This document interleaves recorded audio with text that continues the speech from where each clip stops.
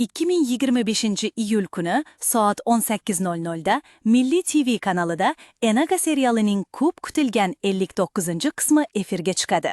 Bu serial o'zining chuqur syujeti va yorqin his-tuyg'ulari bilan tomoshabinlar qalbini zabt etishda davom etmoqda.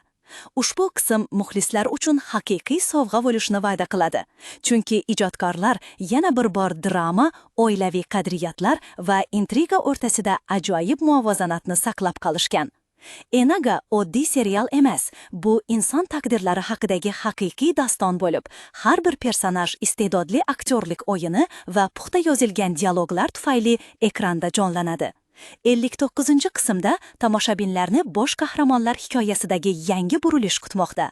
Ularning qarorlari va harakatlari hayotdagi ustuvorliklar haqida o'ylashga majbur qiladi. Ssenariy mualliflari O'zbekistonning madaniy o'ziga xosliklarini syujetga mohirlik bilan qo'shib, serialga noyob joziba bag'ishlaydi va uni milliy ruhning muhim aksiga aylantiradi.